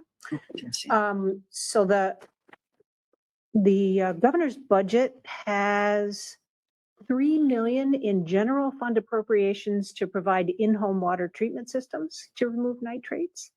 And I am planning to meet them if they are successful in getting an appointment tomorrow morning with staff from the governor's office. And I'll be advocating for that $3 million.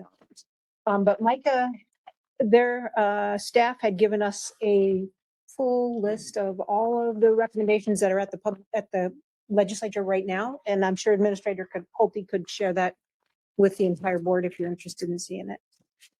A question that I did not see the email. So the From 3 Claudia, million, is that for the whole state of Minnesota or the Southeast. United States of Minnesota? from Southeast, for What- Southeast Minnesota. Define counties, The counties that are a part of that. that the plan. 8 or 9 or whatever it Yep, is? exactly. Okay, all right. That's a token. So 2 things, 2 announcements. First of all, Commissioner Vagley and I are partnering to buy a table at Project Find's annual fundraiser, which is a journey to Asia. And I don't know if Deneen is coming, but if there are positions where other commissioners could attend, if you're interested, it's on June 2nd. Commissioners are interested, let Commissioner Meyer know. Yeah, if more than the 2 of us choose to attend, it'll have to be noticed.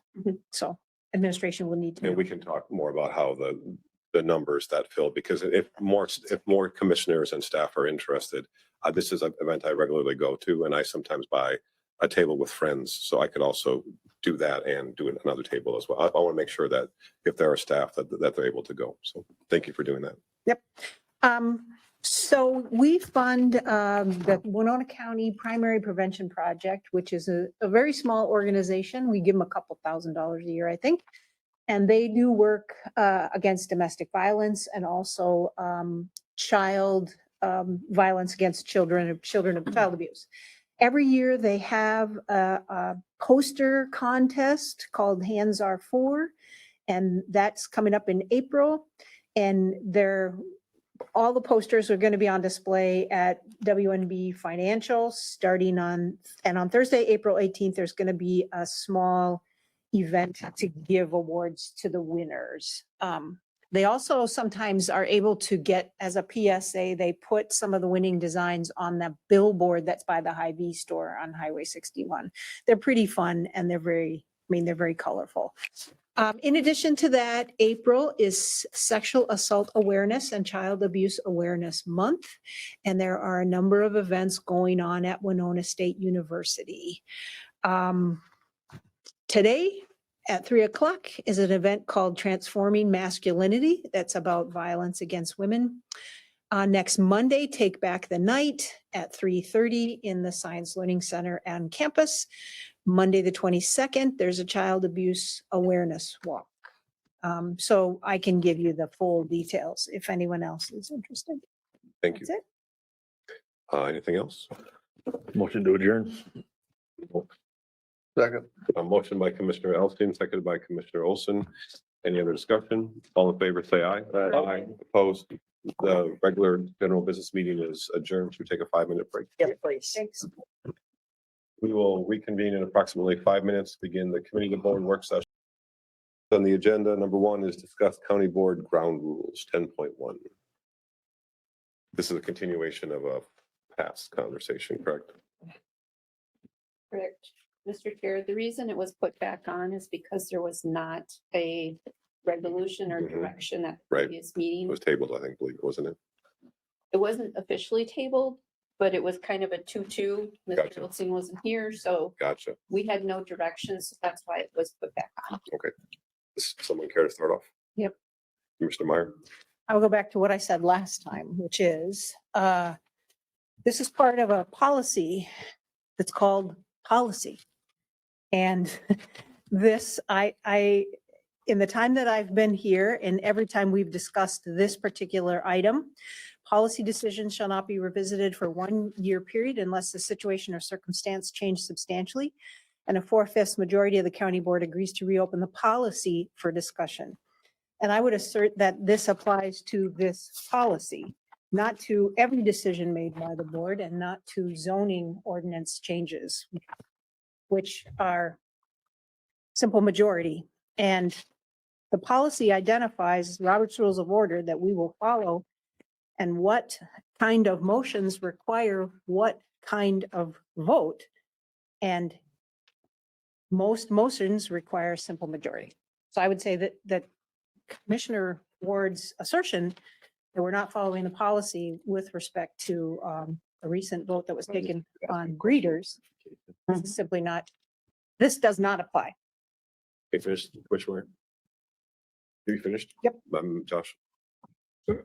Maybe I just didn't catch it right, but so you're saying that the idea of not bringing something back up for a year and it requires a 4/5 vote to do that inside of the year only pertains to The policy in which it is contained, just, and it is about the policy. so to change the policy, This those policy, things, yeah. just the policy of the policy. It's a policy regarding the guidance and management of public meetings, our county board meetings and how we conduct the meetings, correct? So you're saying that's the guidance as to, so it has nothing to do with what can or can't be brought back up. Anything could be brought back up every meeting then over and over and over, as long as it has a majority. Is that what we're saying? A request to change this policy can't be brought up over and over. again. Besides that, the change of quality. So in other words, if I wanted to bring something up about parking lots and all it needs is 3/5 of the vote, and it could be brought up every single meeting and shot back down every meeting. Is that what I'm understanding here? I was under the interpretation that if something was discussed, brought up, for whatever reason, it is now discontinued, that we wouldn't bring it back up for another year. That was my understanding of what that policy meant. But apparently it's just the policy itself can't be questioned for a year's time. And it would take, if it falls within, that would take a 4/5 vote to change the policy, not what it's about, not what we're discussing, but the policy itself. Mr. Chair. Yeah, Is I that- say that because Well- a couple of years ago, the question came up when I was first the chair. Robert's Rules of Order clearly state that you're not allowed to discuss stuff unless you have a motion on the floor. So I began to ask for enforcement of that rule, which some commissioners didn't agree with. And there was a big debate about whether we could change this policy to incorporate that, or if it had been changed too recently so that it could not be because of that particular rule. Ms. Sonneman, Well, I don't know if maybe the commissioners can discuss it, but because of the last meeting, I reviewed this, there was questions about interpretation. So I have some thoughts on it. This is a working session, right? Right. Yeah, so should we come back to you then?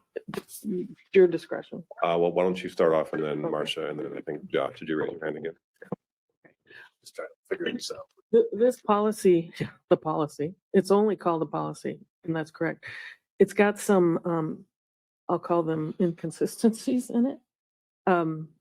And I did not write this policy. I believe it was the previous county administrator who put this together. I reviewed it just quickly, and you signed it, Commissioner Meyer, when you were chair. So, but looking at it more carefully, it's a policy that I would suggest needs some tweaking to clarify what it really applies to.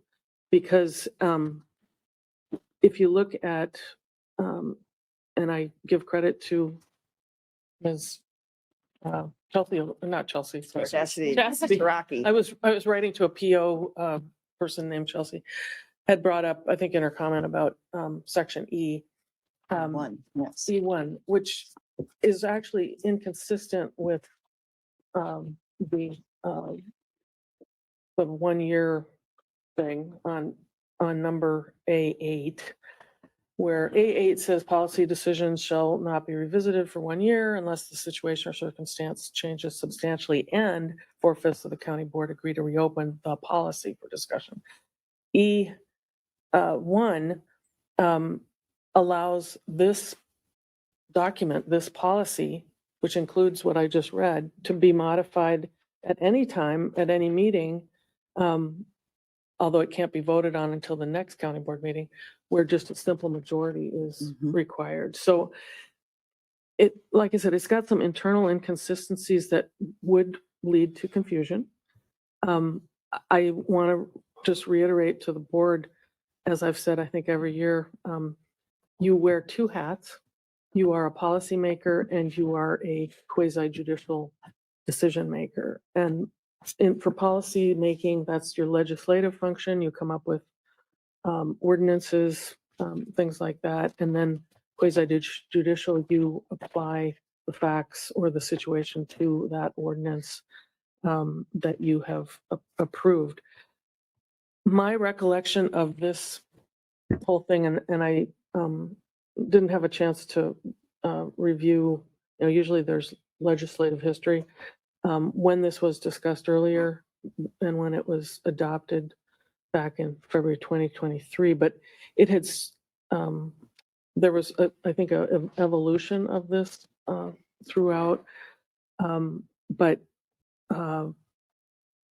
I believe it really just focused on how the board acts as a group in the meetings here. However, you are making decisions on quasi-judicial matters. Those come up for vote. You are making decisions on devising an ordinance. Those come up for vote.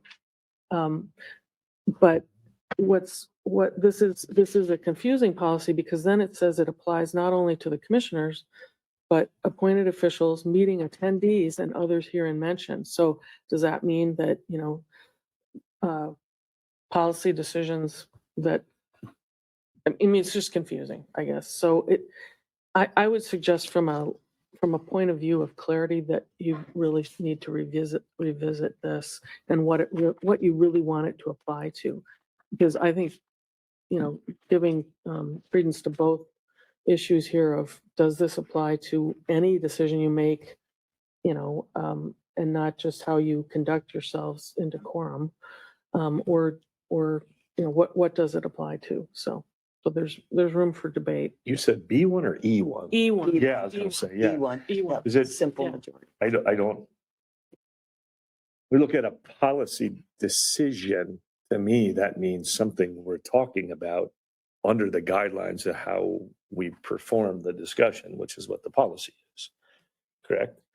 Well, but there's rules of decorum too as to how you. That's what I'm, yeah, that's and what I'm saying, These yeah. are different than the rules of decorum, Which which would, is next on your list. I mean, after the Yeah. rules of decorum come.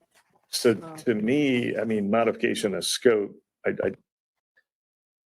very, almost inherently clear here that line item A8 is not talking about changing the policy. It's talking about decisions made applying the policy to whatever we're discussing. Well, and that's where it's confusing because I then you don't could. think it's really confusing. I But think you it's can- pretty clear because in E1, it's laid out very clear that, hey, if we need to change the policy, we can bring this up and, it's laid out there. And in line item A8 is just talking about decisions made while applying the policy to those decisions. In other words, it's the carry out of the process of whatever we're discussing, meaning that if something was on the agenda and was discussed about and the decision made on that, we can't revisit that for a year. But hey, if the policy needs to change, if the goal needs to change, line item F1 needs to change, we just simply need to bring it up during a meeting and that the policy can change, which is what E1 declares as saying, hey, modifications, additions, deletions to this policy, not policy decisions, but the policy as a whole may be proposed at any meeting. So to me, I think it is laid out pretty clear. I think if there is any discrepancy, it's the word decisions, which to me, decisions means what we decided on about what we're discussing. So, I'm going to interject real quickly and then to Maureen, then to Marcia. So I think if I'm hearing you, I want to make sure that I'm tracking all of you well. A8, it says policy decisions shall be revisited for 1 year. It comes under the meeting decorum, but what's Shall that? not. You forgot that. I'm sorry, thank Important you. word, Thank not. you. Shoot, right. So, but what it's really referring to was county board decisions, right? Correct. So what I think I'm agreeing with all of you, is that A8 should say county board decisions not be revisited, but it shouldn't then be under the meeting decorum section. And if that's that was the original intent, I believe, right? So, yeah, Well, that's so what adds to the confusion Right. because does that only apply to meeting decorum? right, okay, So so again, how it was written was not. that's not a solution. Let's make sure I'm Yeah. tracking you all right. Mhm. Maureen and then Marcia. So, I did a lot of homework on this approximately 2 years ago or so, when the board was asking to discuss this topic and, Ms. Sonneman and I went back and forth on emails. So just a note that within the first paragraph of the document, it states the rules adopted herein provide a framework within which to share topics and opinions in a civil, fair, and equitable manner. Where do you see? I have been. Where are you reading? Where are you reading that? Paragraph. Right at the top. At the end of the first. Right at the- Policy. Oh, okay. I was starting at the beginning of the paragraph. Yeah. Yes. The intent, the intent. of the 176. Okay. Mhm. So then, and I was, I was here through all of these conversations of creating and adopting, revising, etc. So if you read the very last sentence of the document on page 178, 78, hold on. this policy supersedes all previous policies of the same nature. Where any policy adopted by the county board or otherwise enacted by the county conflicts with this policy shall govern. So again, Marcia, you might recall some of these conversations, but that was intentionally put there. Yeah, we used to get along and we did things cooperatively. Well, We I'm didn't not gonna need go all there, this stuff but, in my um, time. Times have the- changed. The discussion on and off again over the years was they needed different boards structure to the meetings. But they wanted the ability to modify as needs arose without constantly having to change the document. So basically, it allows the board to make a decision, but still go back to your policy on your other processes or discussion, okay? So it allowed you to deviate. Yeah. So Mhm. again, I'm just basing on my years of being here and listening to the county board discussions. I'm not saying right or wrong. And I'm saying this can be confusing, but it was intentionally written as a guideline for how you're going to operate as a board. Which is what I believe E1 is. That's the ability to change the policy. Very clearly it states that, that's the ability. Hey, something needs to change on here. We're not perfect, right? We might make some mistakes laying this policy out. If it needs to change, hey, we need 3/5. But the decisions that the board means policy decisions, the policy outweighs how we do it. The decisions that are made about whatever topic is being brought up, that would be a policy decision shall not be revisited for 1 year. Meaning that if we vote on something, whether we vote for it, vote against it, whatever the decision is, we're not going to revisit it for 1 year so that we say no to something or yes to something and somebody doesn't like it. And the next meeting gets brought back up again. It gets brought back up again, Which was happening. which is what's happening. And so the idea to me is that you've got two sides to this. You've got policy decision aspect and how we revisit that. And then E1 clearly states if we need to make this policy itself better, we have the ability to do that with only 3/5 of the board. Okay, Marcia and then Chris. Right. Well, again, it's everybody's interpretation of what a policy is, what a policy decision is. I think this is all stemming from, You can And- clarify that though, or try to. right, okay. So, and you're right, the document conflicts within itself. But I don't think it does. we've used the 1 year for many situations, feedlots, animal cap. I'm not sure if there's others, those come right to that where we've said for 1 year. So we have followed this policy in a number of circumstances. I think even the sand mining and such, I think we may have done this 1 year thing. So why are we electing to follow half the policy, line item 8, page 177, but not the other part? And it's a 4/5 majority, not a or either, maybe because we feel like it that day. It specifically says and a 4/5 majority vote. So again, and it goes back to the most recent issue, the dog breeding. It keeps popping up. Maybe it's been a year, maybe it's not. That's debatable because we didn't have defined actions in some of our votes, but there never was a 4/5 vote on any of those motions. And so again, why are we electing to follow part of the number 8, but not the whole thing? And again, to me, zoning is a big policy. It's one of the biggest things that we do is the zoning ordinance changes. Regardless of the dog. You have the dog kennel summary, yeah.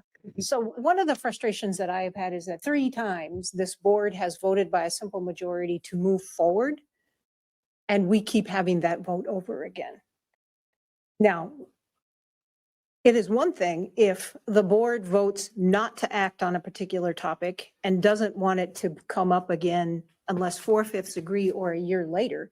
But it is another thing if the very first time 3 commissioners in a simple majority vote to take an action and then are forced to vote 2 more times to do the same thing, which I am very frustrated about. The action should have happened based on the first one. And what we've asked for second is, because there were delays with staffing, is to simply move on the action that we had previously decided. Where was the 4/5 vote? There to begin. You're saying. We never you're voted dis- not to you're- take the action. you're We voted every disregarding- time to You're take the action. disregarding the policy then of the 4/5 vote. That doesn't doesn't have any I think that, lane. I think it's not repeating the same. We haven't come to a final decision. It's a multi-step process that we're going through. So it's a final decision hasn't been made where we're going through the different steps in terms of. It has been made several times. The Well- planning commission recommended no, and Then this we- board is elected just to disregard that advisory board. Or what are we talking? Yeah. I'm just solely Yeah. focused on what's in front of On me the- here. Like, Yeah, to me, Well- this is plain as day. I don't know Well- how anybody could. I agree. Well, yes and no. I mean, would it help to take item A8 and change, and I realize we can't do that right now, can we? We would need to like put it in writing and then come back to it. But we just adopted. We did for fiscal. But if we turned A8, Josh, to follow up on what you're saying, I mean, I think I'm tracking what you're saying, and I like that direction is, it is somewhat clear, but 8A says policy decisions. Can we change the word policy to county board decisions and then move it down to, I don't know, into agendas? And so take it away from the meeting decorum. And because what it's really meant to do is to talk about final county board decisions, right? That you shouldn't bring it back up again for a year later. A final county board decision on it. well, even the year, it says unless the situation or circumstances change substantially. Now, that's open for interpretation, but that's a big one right Four-fifths there. majority is pretty What clear. I Yeah, don't and the fourth, and. What's not- unclear to me is why there's any, I mean, we've made other decisions, even when I wasn't on the board, I've heard them, sat in, that we followed that 1-year rule and a multitude of different things. And now Yeah, what that's we're saying yeah. is that, well, that's never even existed to begin with. Yeah, well, this was. That doesn't make Yeah, any it should've sense. been right Show me there. somewhere else than where Yeah. we would have obtained this aspect of following a 1-year rule. Where else is it listed somewhere else that that's what we meant by this? There's clearly only one spot.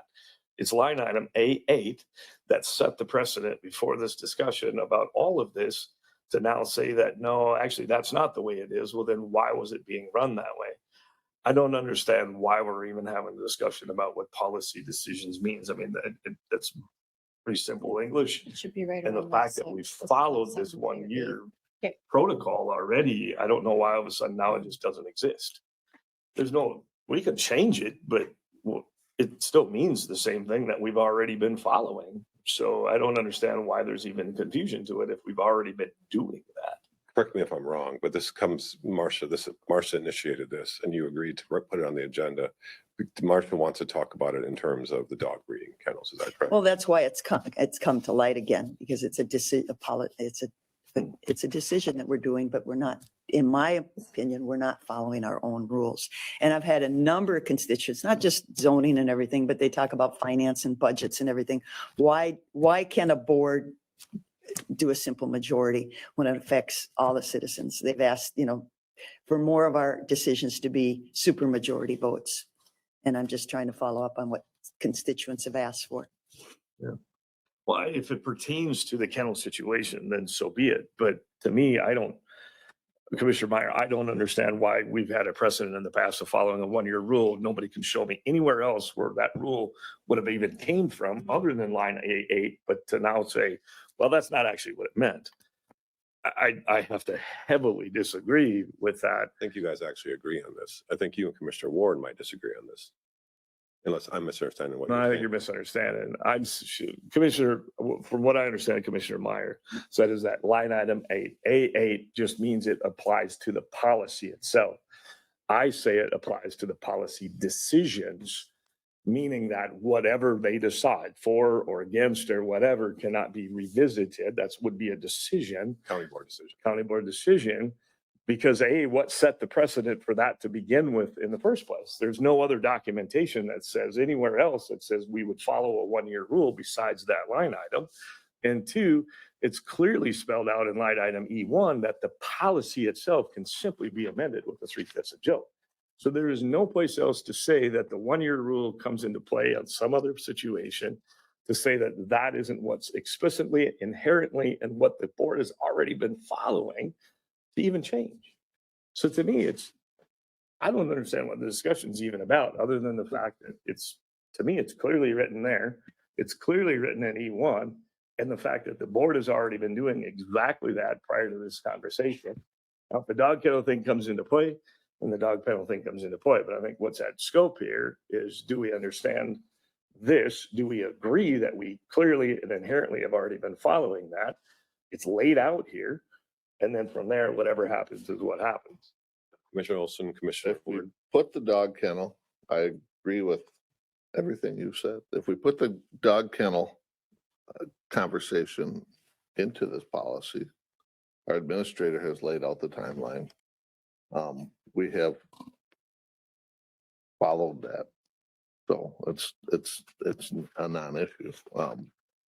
To try to muddy the waters and say we need a 4/5 on everything, then that is a totally different discussion, which is not related to this, in my opinion. That is what line item A8 says, is that, Says and. and we have to have that 4/5 to bring something back up within a year. Right. I don't know if the dog kennel Right. thing fits into that. But But what I'm saying is she's that, laid out the timeline. Doesn't. but the confusion is that Commissioner Meyer brought up that line A8 applied to the policy itself, when I have to fully disagree with that. That would be line item E1. And that line item, which we've already been following as a board, is the 1-year rule laid out in line item A8. The Mark. decisions, yay or nay, cannot be brought up without a 4/5 vote. So if the dog kennel situation falls into that, and we brought this back up because it was before my time, then we'd have to have a discussion about how the legalities. Marcia. Well, and then, so I'm just following E2. Commissioners should respectfully remind each other and administration if they observe a breach of the ground rules. Well, number 8, in my opinion, is a definite breach of the ground rules. Because as we've discussed here, it's the, Commissioner Olson seems to not want to read the second part. And it's not or, maybe, if, it's and. It's a 1 year. And again, new circumstances and situation, which is debatable if there really has been anything new. And a 4/5 majority of the board agrees to reopen the policy. It's and. So I feel that is E2 that I'm reminding you, you're not observing the ground rules. A breach of the ground rules. And I could agree with that if, and again, this is before my time, and now we're relating this to the case of a dog kennel situation.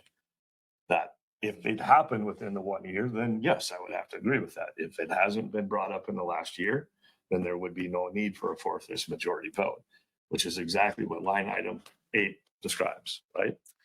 Yep. And sometimes it takes over a year to go through a many-step process, right? Right. So the question would become, are we questioning the dog decision? First of all, I guess in my opinion, I would have to disagree with Commissioner Meyer that line item 8 exclusively presents itself to the decisions that are made. It is not about the policy itself.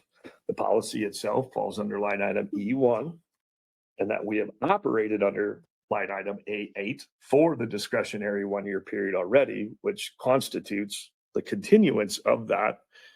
And so the question becomes, discussing the board rules, is that under the guise of, are we acknowledging both of those, line item 8 and line item A8 and E1? And then it presents the question of, does the dog kennel situation fall within a year or not year? Is that correct, Commissioner Ward, right? I'm not debating the year because that's kind of iffy. And we've had direction from an advisory board, we've gone through this process several times. So it keeps coming up because they haven't gotten the answer that they want. Right.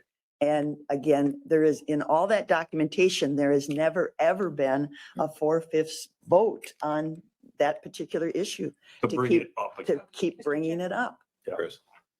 I just want to clarify that I certainly am not just looking for the information I'm looking for. I was actually looking for staff to take action on the first So vote, while there were subsequently 2 other votes is- confirming the very first vote. So this is a working session. This is committee of the board. I would like to, and we don't vote on it. If I need someone else to support the motion, I guess, is to change the language of A8 from policy decisions to county board decisions. To me, it fits better between items B, I don't know, B3 and B4, something like that. But in terms of the dog breeders, that is an ongoing discussion and everyone involved wants that decision to be made. But there's just many steps and that have to be followed. But that's a separate conversation. Would someone else support the, and I guess we'd ask Karen to review it and the other possible inconsistencies, because it is important to make everything consistent. Right, and could I just speak to that before you Yep. ask for a second? On that, the word policy decisions, again, this board makes two different kinds of decisions. The legislative, which is the policy, Yep. at least legally creating an ordinance, things Yep. like that, versus a quasi judicial decision where you apply what you've devised as a policy to the facts. Right. So you need to be careful about just saying county board decisions. It Yeah. you know, it should What's a better way of saying it? Legislative. legislative, County board legislative Mhm. decisions. if that's what your intent is, Yes. right? Because you make a lot of decisions, you like about the road, for instance, that you just made this morning, you know, so. I'm curious to know, are you interested in having the county attorney do a full review Yeah. for other consistency Yeah. issues as well?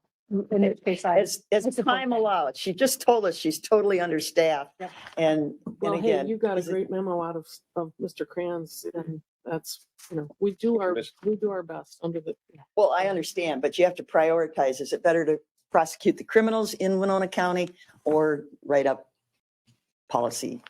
We serve all the analysis? citizens on all fronts, and we're asking for your help to be able to do that, so, okay. The question here then is did we answer the county board ground rules? Because that's what's on the data. It seems to be that although out of precedent, the way we've operated has always been the 1 year period.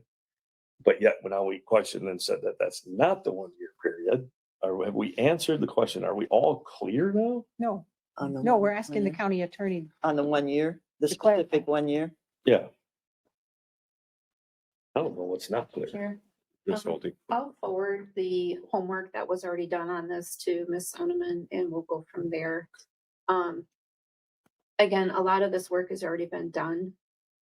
So maybe just a refresher for the board about the history and, you know, what we already have, and maybe go from there. I mean, while there are some interpretations, maybe that will help with clarifying the intent of when it actually is developed. So how did we ever get to the facts? So this is my question.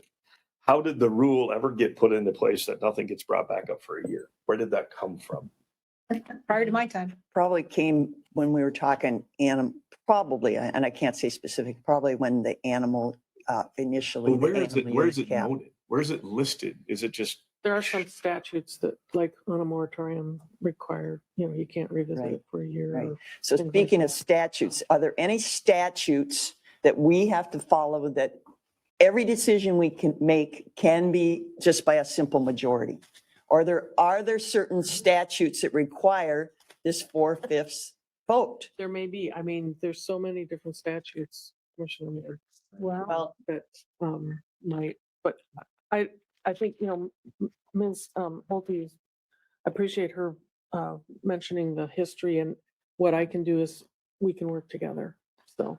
so I'm just gonna go back to this because if line item A8 and line item E1 exist in themselves to be true, they contradict each other in nature.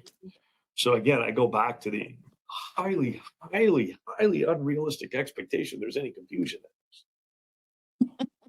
it's a matter of interpretation. Is it policy? But even or is as, it politics? even as that, it's just, it blows me away. I think we're Is it making a policy or mountain is it- out of a molehill. Or is it politics? It's pretty clear to me. Marcia, you opened this can of worms. I did because we I don't haven't disagree here. with it. Yeah, We I don't haven't disagree here. You can have it both ways, Josh. You can't agree and then disagree with it. Well, yes, he can, because that's the nature of. I could agree that it needs to be reviewed, but I can disagree that there's any conception. So I just proved you wrong. Thank you very much. All right. I would just point out that there are several kinds of Don't 4/5 treat me like an votes that are idiot. listed No, I'm not. I'm just treating it There about. are, yes, in our No, charter, you are. Robert's Rules of Order. yes, but Well, I'm asking, We'll call I don't it care the about 4/5. Robert. intent. We'll use Bob, Thank you and very much. I want statutorily what is required because we always follow statute. Statute predicates any other Bob's rules, Marcia's rules, whatever. We deal with statutory requirements. Great. In the interest of time, You got all day. I took off. Don't be dirty. um, The next eclipse, we can bring hear. back the history and Okay. let me work with Ms. Sonneman and let's bring back the set another meeting, please. At a committee of the board meeting? Yes. Okay. So leading to this, how does the next one show up? I'm sorry. what? How does the next item, 10.2, where did that come from? If we're following our board ground rules, didn't two commissioners have to agree to bring this, No, reading the consent business? Administration. administration's been able to do it since, Which back. which ground rule does that spell out? I'm sorry. If we want to follow the ground rules. Well, then we can adjourn, I guess. huh? Let's for sure discuss this one. I mean, the administrator can put items on the agenda. Let's go on to 10.2. So Yeah, that's what I'm saying. Where does it say that administration attempts to keep everybody informed? We've been sticklers about how we as commissioners put things, but I guess I don't see where it says, and please point it out to me. they put almost the entire agenda together. if administration is not permitted to bring things forward to the board, I have to put the question of what's the point? Well, but is it in the ground rules? We're arguing Being the, difficult. we're discussing the ground rules, how things get on our board agendas. Well, I would move that I don't know, why are we even discussing reading consent business into the record? What's the problem with reading it into the record? Better describe it first. So as the RFBA states, practice of reading it into the record has been practiced for some time. Right. It hasn't always been that way. So with the intent of reviewing processes and aligning with providing effective, efficient government. So if we're doing something for the sake of doing it, should we continue to do it? I'm asking, what is the value add from your perspective of reading it into the record? It'd only be- I think this, don't we have broad public participation, prudent services, effective, efficient? I think the public needs to hear what's being approved there. Yes, it's in print, but I don't think you go through all the work of creating all the documents that go with it in our board packet. But so why not read it into the record? I mean, I think it's only part of our clear public participation and awareness to the public, what's being, proposed. I just thought maybe there was something like the legality side to doing it. I wasn't sure, the only thing I could come up with is just the physical reading of it, just because it isn't stated as to what they all, normally when we go through like item 7s and stuff, we read them out loud as to what they are. The only thing I'd come up with would be the blind if they're listening. It allows them for flow. And if there's a legal side to it, but if it's just more of a time thing, is that why you brought that up, or what is? I'm looking for efficiencies. Yeah. I mean, I'm posing the question, what value add Yeah, from your perspective? no, I could come up with a legal side and then just maybe a handicap side. That would be the only two I could think of. Mhm. Then we would be forced to read everything. I hear what you're saying. Well, we are, in essence, we do though, because we go down the line, when you start at 1, you say call to order, public comment, proven news. And then, when we go through like item 7, you'll say out loud, appoint board of adjustment liaison to planning commission. And then you read those line items out. The only thing we don't read out is the consent agenda, which is normal. A lot of times we don't read those out. It's just approved as a whole. So I don't know if the intent before to ask people to do that, where did we have some Well, it's always people? been that But not all. Yeah, I don't know. I thought you'd say, way. In the time that I've been on. yeah. So that could have been the reason why, maybe. I don't know. I honestly don't know. Marcia and I first began, it wasn't read out loud. It Mhm. was just, there were things you could pull and comment, but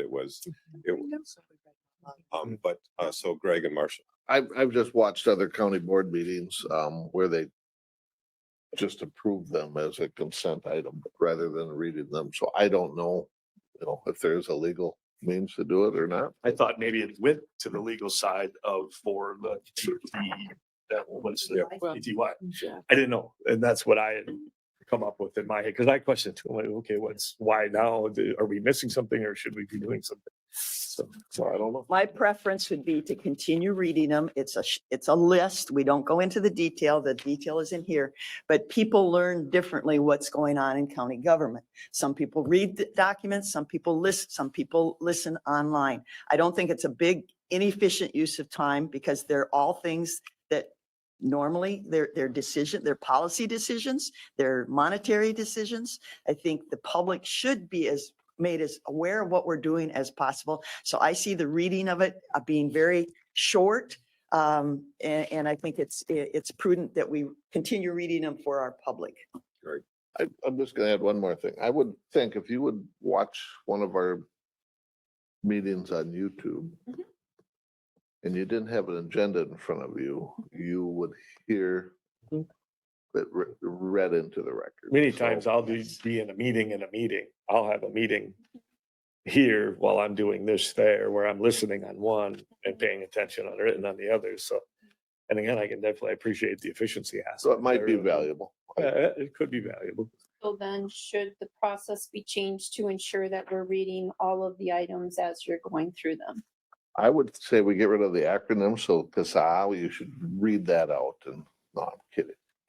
So. Then have a for- multiple for choice example- quiz. For example, when the board discussed 7.2, we didn't read that whole statement into the record. We should, I'm yes. posing the question. yes, so that the public knows what we're discussing at that point in time. By the entire statement, you meant Yeah. the agenda item. Well, I Mr. thought I Chair. did, but okay. Yeah, I'm thinking that would be your responsibility prior to taking the vote. Right. Or when you Or- tell who Hold it. approved and who seconded. Well, it really Sure. No, it should should be be stated up front, so front. people listening know what topic you're speaking about. Yes, Okay. yeah, it should. be. And I think for the most part, we review every line item, it gets to a certain extent. So at least if somebody is just listening, they would know. But I think that it's information overkill, but if it's important, if other people think it's important, then we should go ahead and do it. I think that this is the only body that I've been on where people read every consent item in. And it wasn't when we started, it wasn't this way. But if you think it's important, I'm fine leaving it the way that it is.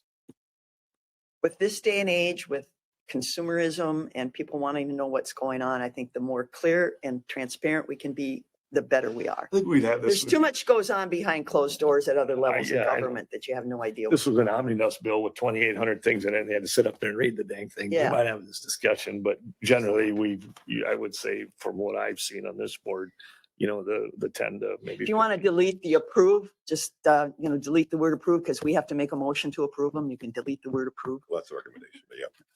Anybody else? Hey. So the rough consensus is to leave it as it is.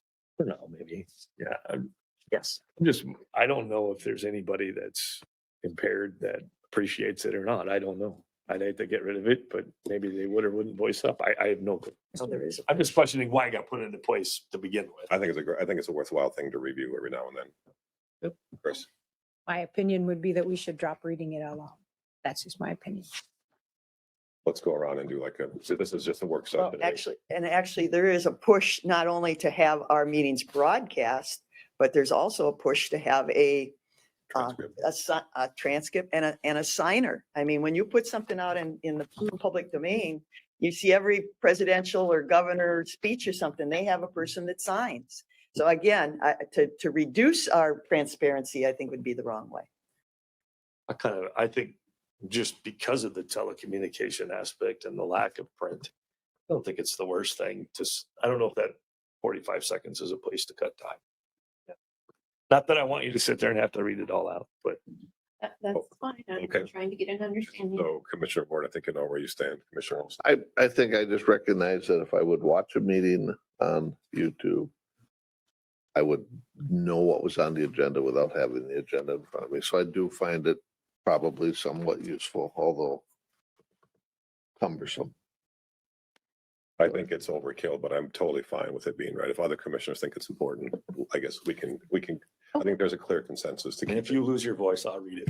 All right, I'll take you. Okay. Thank you for bringing it up.